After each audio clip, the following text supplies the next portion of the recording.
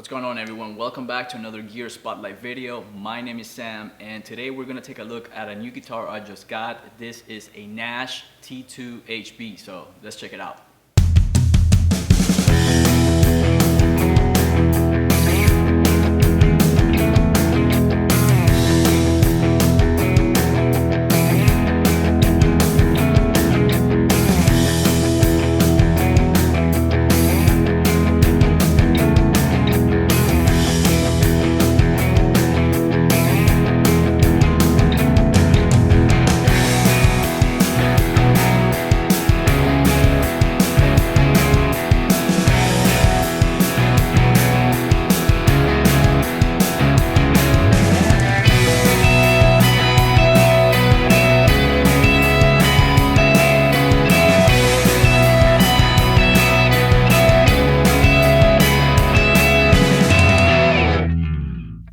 Nash has been building guitars for many years now, but he mainly specializes in Fender-inspired instruments such as this one.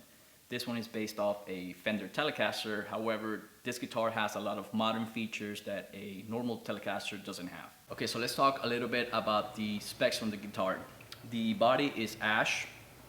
The neck, it's a one-piece maple neck with some nice flame going through on this side of the neck. Not a whole lot of flame, but depending on where you look at it in the light, you can see some nice streaks going through it, which is really cool. The fretboard, it's a 10-inch radius fretboard. Again, going back to the modern appointments on this guitar. The wood, it's rosewood. It's got a nice color to it too. Some nice streaks that go up and down the guitar. Very nice color, very nice piece of wood. You got a 3 brass bridge, like a lot of vintage Telecasters. And you got a 3-position switch, again, very standard Telecaster. And the coolest part of the guitar is the pickup configuration. So you got a full bridge humbucker in the bridge and a P90 in the neck. How freaking cool is that? I'm a huge fan of P90s, as I mentioned before, so having the ability to have both pickups on one guitar like this, it's like having the best of both worlds, really.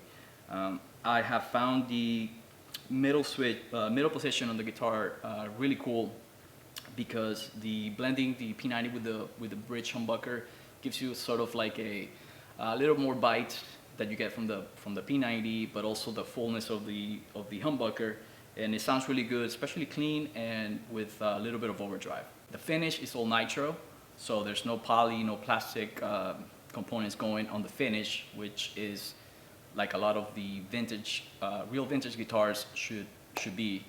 Now this one has a little bit of aging. Now Bill is known for his relicking jobs. Some of them can really go out of hand, a little over the top. Some people like it, some don't. I particularly like relicking. But this guitar, it's nicely and tastefully aged. It's not over the top. So this is like the light option that he offers. And it's got some nicks and dings here and there, but overall it adds a lot of character to the guitar, and I like that. For the most part, I like the look of a warm guitar, but the feel is basically what I try to go after. Some of these guitars that are a little bit relic, like this one, have sort of that broken-in feel.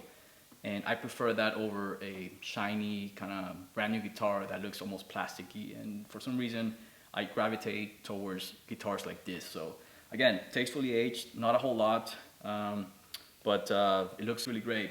So the color configuration is really nice too. You got that ebony finish with this colored pickguard, and it just looks fantastic. It looks really good, really awesome looking guitar.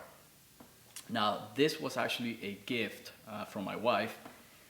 We are approaching our 10-year anniversary, so she promised me that at one point she will get me a guitar that I wanted. And so the time came, and she bought it for me. I told her what I wanted, and she actually bought it. So this guitar means a lot. It's very special. Yeah, I couldn't be happier with it.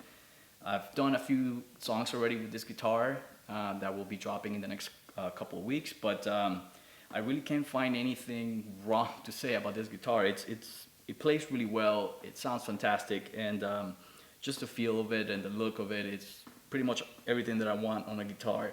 So another thing I like about Nash Guitars is the fact that he caters to a lot of punk rock acts. I know Tom from MXPX has one or two, and Against Me, they are endorsed by Nash, and that's very cool. So I figured it would be a good kind of gear spotlight to do, because it goes kind of well hand in hand with the channel and everything. So that is one of the reasons why I always wanted to own one. I feel that there's not a whole lot of brands that cater to this sort of music.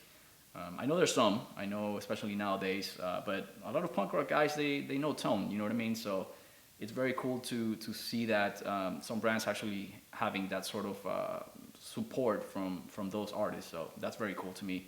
So I'm gonna plug it in, and I'm gonna use my Bogner Ecstasy, and I will be doing some clean stuff, some overdrive, and so yeah, let's take a listen.